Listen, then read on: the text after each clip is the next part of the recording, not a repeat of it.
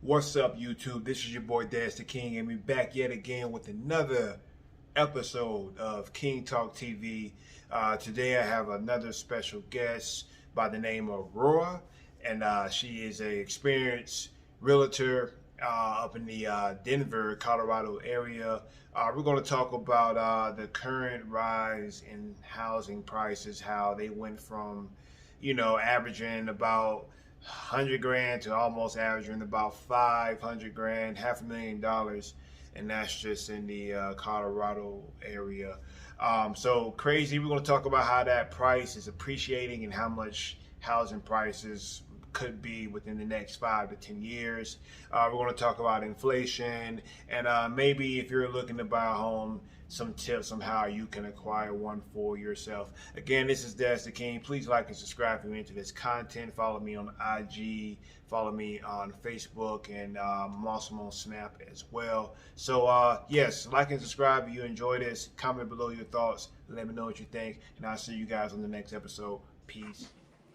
Hello. Hi, good morning. Good morning. Good morning. Hey, thank you again for taking time out your busy day. I know realtors are always busy, Yeah, always trying to sell a house, always trying to buy a house. So right. definitely understand that. But again, thank you for joining today. And yeah, how are you this morning? I'm doing well. Thank you for having me. I really appreciate this. Thank you so much. But I'm doing well. I'm excited. Awesome, awesome. Yeah, I'm excited too. I'm yeah. excited too. So let's just go ahead and get this show on the road. Rora, your name is Rora. I just found it out a few minutes ago. So tell us, how did you get involved in real estate? What do you like about it? What is its drawbacks? Just give us a short rundown. Yep. So, about 3 years ago, I decided to get into real estate because I was selling insurance, and I just needed to make a change at that time. And I said, okay, well, I'm just going to get my real estate license. I studied, and that same month, I passed and got my license, and I've been enjoying it since. The corporate world versus being, independent. Person who's working on their own time is amazing, especially when you're a mom. So I really needed the flexibility of being on my own and not having to clock in, clock out. Um, Basically, the time was the biggest reason of why. Right. I know selling insurance probably was like really, really intense. Yeah. How does that go real quick? Selling insurance it wasn't intense, it wasn't bad. It's just the where I was selling was still more of that corporate type of world where you were held accountable. So for instance, as a mom and your children are sick, you can't take them to daycare. They won't allow you to bring them. So you have to call off from work. And then when you call off from work, you're held accountable for that. And so you're written up, or you're just made to feel bad for being at home with your children. So that was, that's the biggest drive for me, is to be able to figure out how I can, be there for my kids, be available for them, but then still make money. So, going on my own was probably the best thing I've done for myself. Um, Great, great. So real estate gives you more flexibility. To me, it seems like it would bog your time down a whole lot more. It does, and it's funny. People think like, okay, well, you have all the time in the world, but for me, you have to be disciplined, and focused. You have to have a drive in order to be successful with anything that you do, especially if you want to be on your own. So if no one's going to tell you to clock in, if you don't want to follow someone's rules or whatnot with that, you have to wake up in the morning and act like you're working a corporate job. You take your kids to school, you go into the office, do what you need to do, set up appointments, and then you pretty much clock out when you get your kids. But with real estate, it's not really clocking out, and you don't really have a weekend. So that's the flip side of it. You just have to know how to balance it. So Are you independent? Do you work for a company? yeah. So what about your company? How did you get connected with them? Well, so when you search for an organization or a company to work for, I am part of a company, so it's not my own brokerage. But as a new agent, you need guidance. You need to be able to have an opportunity where you can learn, train, follow someone. So I picked, I picked it based off of that, an organization that can give you the mentorship that I would need to be successful. Okay. And you've been with the same company for the past 3 years, right? No, I have not. And so that's the other thing as well with real estate. So once I felt once my first year, I did pretty well as a new agent. Um, Based off of what they were providing me. But then when I got to that point, I felt like there was kind of this ceiling where I wasn't growing and I wasn't becoming uh, someone who had enough experience to really, could say that I have credit. So I left in order to provide myself mentorship, to get myself mentorship and experience. And it did come at a cost to do that, but um, you have to have some risks, when you're doing this, if you want to learn. So but I just base it off of mentorship. That's where I'm Keller Williams right now. I'm a Keller Williams agent. Cool. Awesome. Awesome.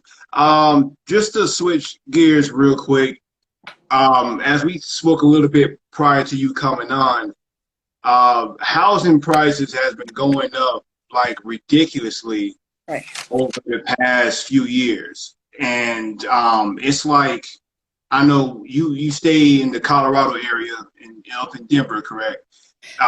Yes. Mhm. One of the So, most, oh, sorry, go go ahead. ahead. No, go ahead.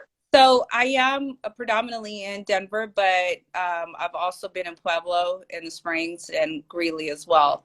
So I've kind of been up and down the Front Range, pretty much. Okay, Yeah. cool, cool. Well, all the housing pretty much, not just in Colorado, but United States, around the world, seems to be going up crazy amounts every single year, as a matter of fact. I think you told me prices went up at least 50% within the past 3 years. Yeah. I think I know why that's happening, but I want to hear from you. Why are housing prices getting more expensive? Seems like every single year. Well, as a homeowner, you want your property value to go up. So, when you consider inflation, um, it's not, it just depends on the situation that you're in, but it's a good thing as a homeowner. But as a consumer, yes, it is tough for consumers right now. The last few years, I think Colorado's had a steady growth of people moving here for years. I think in the last, since 2010, we've added about 800,000 people to Colorado, and predominantly they're coming from California and Texas. So you probably see that a lot as far as the license plates and the traffic. And the So drivers. yes. So, and then the people who are coming here do have actually a higher net worth, wealth, versus the people who are living here. So that allows them to be able to purchase a home and compete, actually put in extra cash to purchase that property versus the native that was here 10 years, 20 years, that was born and raised here. So now those people are having to move out in order to kind of like balance that, as far as like income, and then the housing has been the major reasons why people did move out, natives, as far as Colorado goes, out of Colorado. So the reason why you're seeing house prices go up right now, the increase, like, so people have been putting in 50,000 over, 100,000 over asking price. It's the rates. So when we went into the pandemic, the feds had to do something. So they reduced the interest rates, allowing for an opportunity for someone to be able to afford a home that they usually couldn't afford. But it also made it kind of like this frenzy where everyone got excited, like, oh no, I got to get this house, so I'm going to give you 50,000, I'm going to give you 100,000. So it put people in that position to be able to compete, to fight for a home that they want.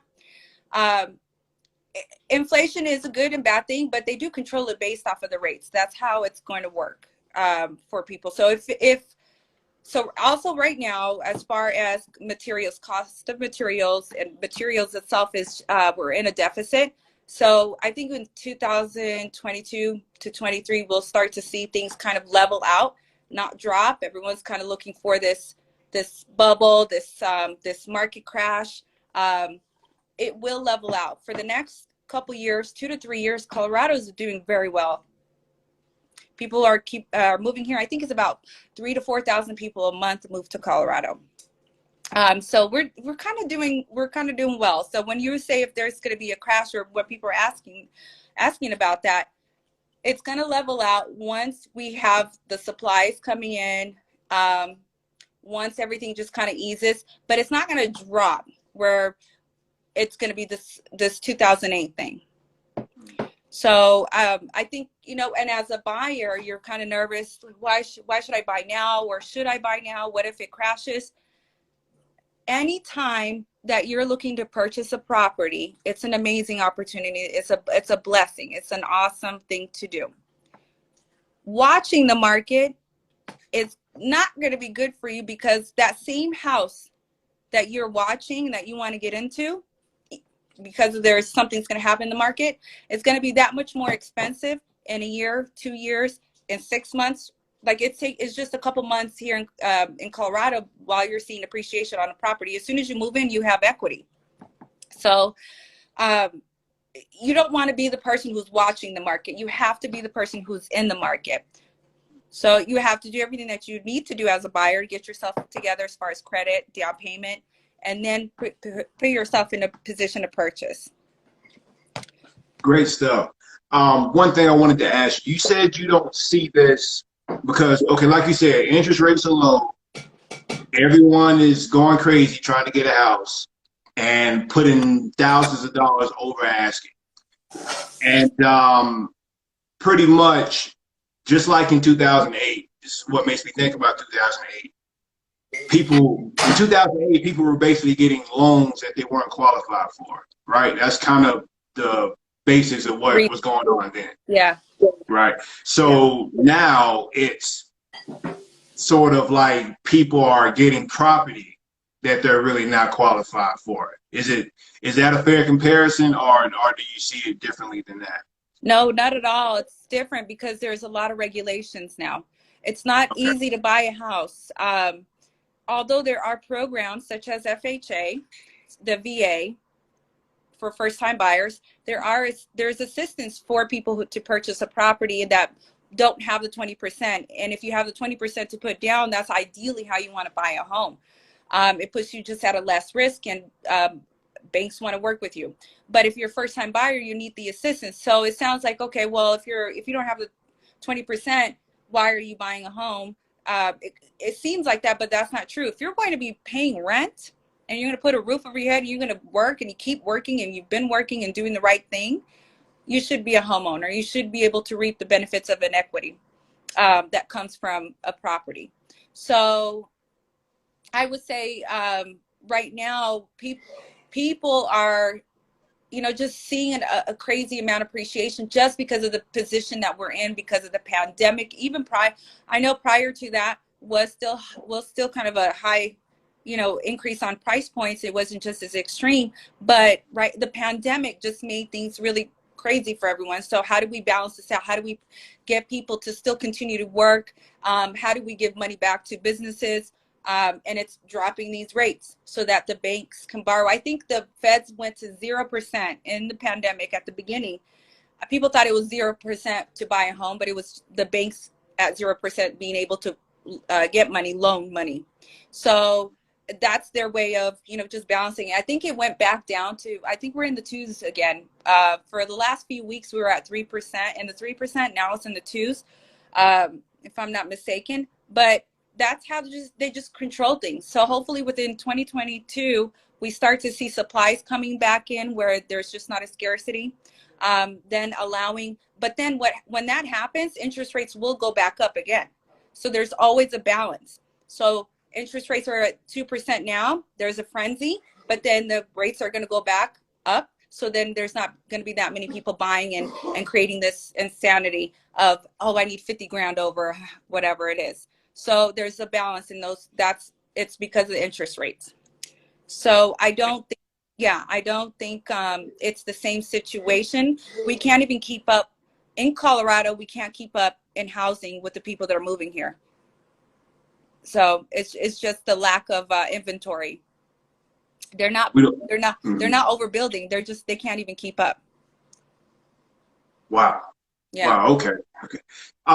So the average price of a Colorado home, what, $500,000 today or something like that? Isn't that crazy? That is crazy. So what will houses be in the next 5 to 10 years, Rora? How much would the average house be? I wonder if it'll be $1 million. $1 million. You know, Wow. $1 million sounds like a luxury home, but in about that time, it's not gonna be luxury. It's just gonna be almost a standard where, just like California, 600,000 is the average price point. So I feel like that's where Colorado's going to be headed to in the next few years. You just look at the past to help you predict the future, because you can't really for sure know what's going to happen. At any time something can happen, but you can look at the past and you can look at history to kind of guide you where you think the market should fall. So yes, I agree.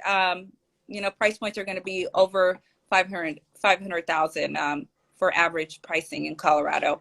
And the other thing is, like, I think you mentioned a hedge fund, BlackRock, right? So there are companies like that understand that they're buying properties to rent out. So single family homes or multi-family homes.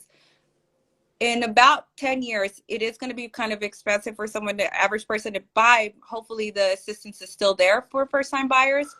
But I think they're trying to be in a position where people just rent, you know? So for me, I hope that you at least buy something for yourself within this time frame, that you work towards that.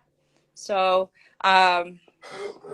because it's going to be impossible. People are barely making it today. People want stimulus checks sent to them every month, you know, and barely making it with what we have now. So if houses are $1 million in the next few years, it's going to be it's going to be impossible. Let's just say it's going to be impossible. If you don't have a house in 10 years, it's going to be impossible almost for you to get one.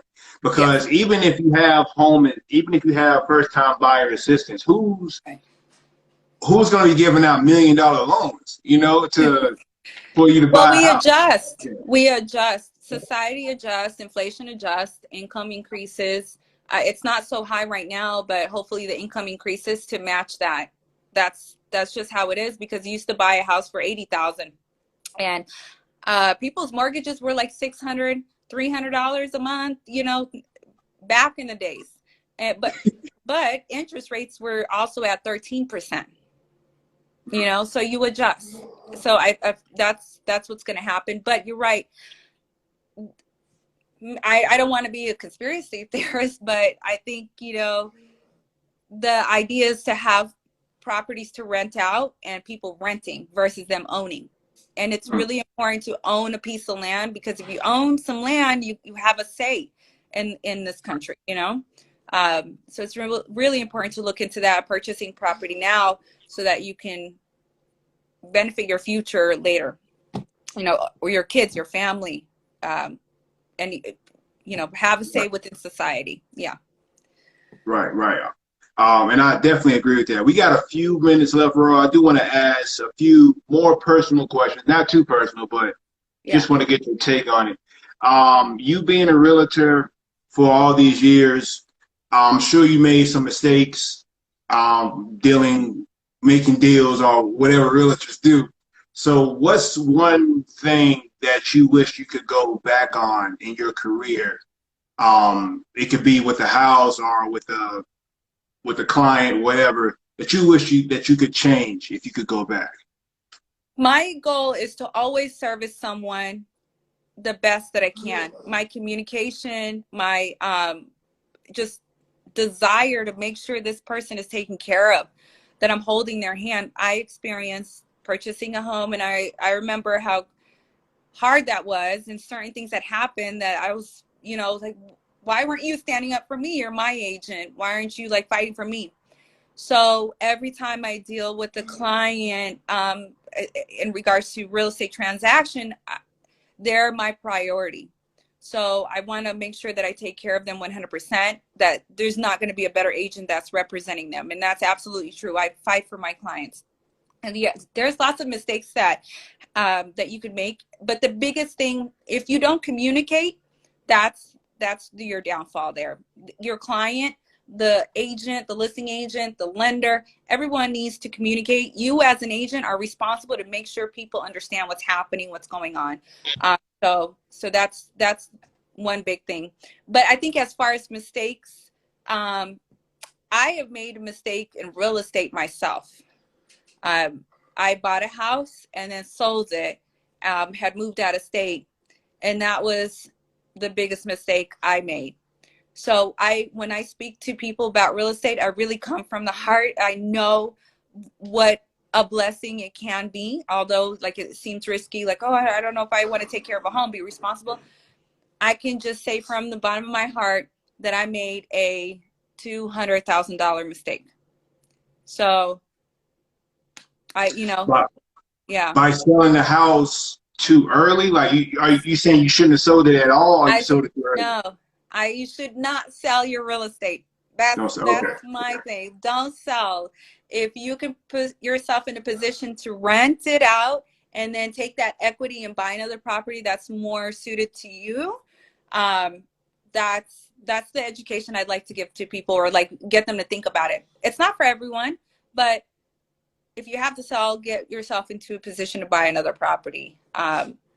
It's so important. It's so crucial to me. I believe in it so much. Just from that mistake, I know what it's like. So cool. Good stuff. Good stuff.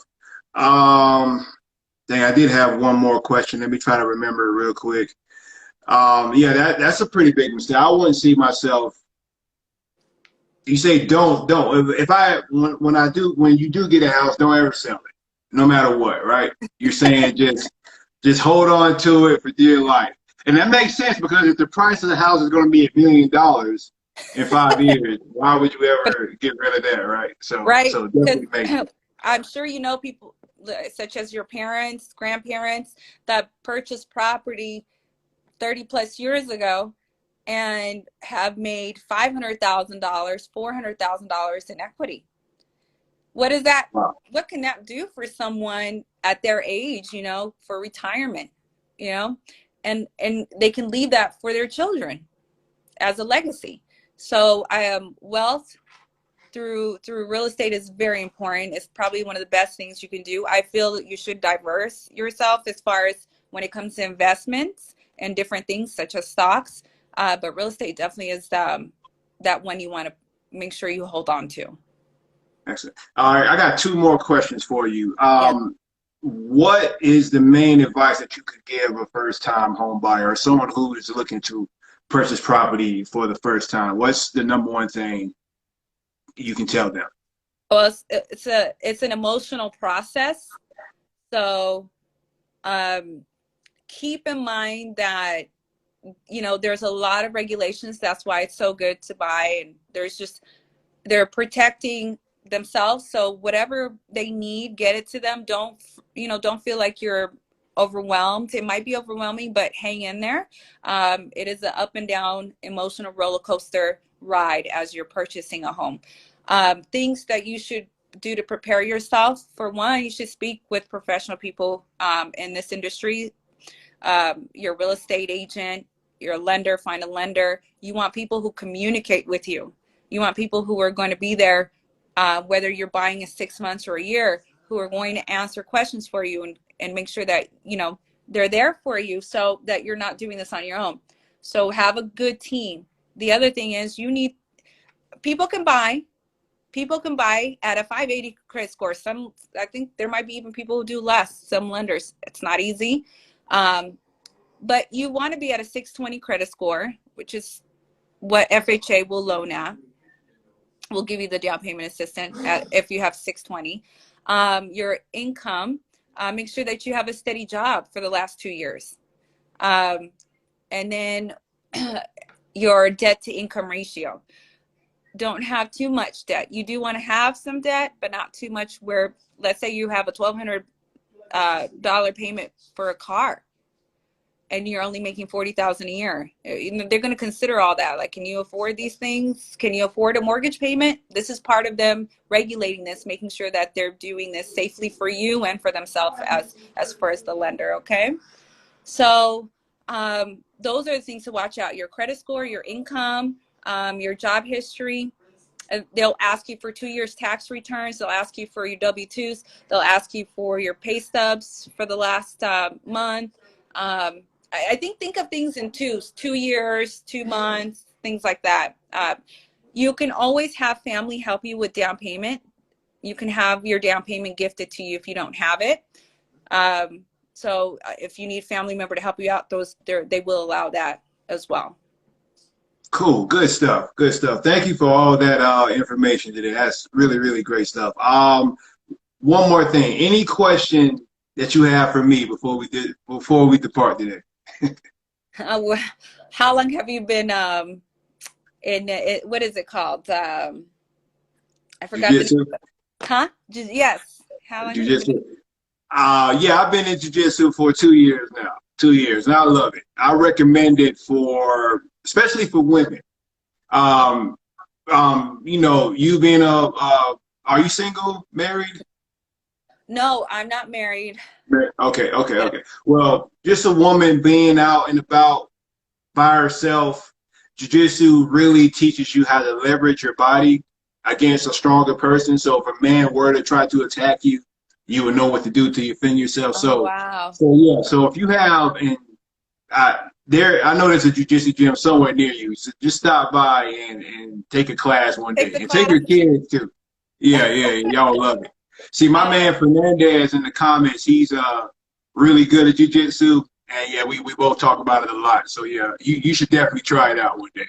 How cool. Maybe that should be taught to real estate agents, especially female real estate agents. Yeah, maybe we should learn, because I think like a year or year and a half ago, there was a lady who got robbed at an open house, a real estate agent who was in Brighton. Yeah, which is about 25 minutes north of Denver. The man came in and tried to rob her in her open house. Wow. So, yeah, so you know those are good things for agents to learn. Yeah, so you need to take a class like today. Yeah. Yeah. God, we robbing open houses. I know. There's nothing even in an open house. It's just, you know, it's empty, right? Well, for the most part, right? I guess I guess they felt like they had to do something. I don't know. Yeah, geez, wow, that's something. That's something. Well, Roy, thank you for your time. Again, before we go, I got a few people watching, and I'm gonna post this on YouTube. Can you tell people how to get in contact with you in case they have more questions, or if they're looking for a realtor? Yeah. How can they find you? Thank you. Yes. So if you have questions, my number is 720-722-1399. And then my email is rewithrora@gmail.com. Or on my Instagram, you're more than welcome to DM me. I can answer questions, no problem. Just be here available for you guys. Thank you. Awesome. Again, thank you for your time today. I'd love to have you on again in the future. I'd love to come back on again. But I want to bring an investor. I'd like for you to speak with someone who's been doing investment for the last 20 years. His name is Robert. He's my mentor, my friend. But I'd love for you to, have him on this. Cool. I would absolutely love that. Make sure DM me his information so we can set that up sometime in the future. I would definitely love that.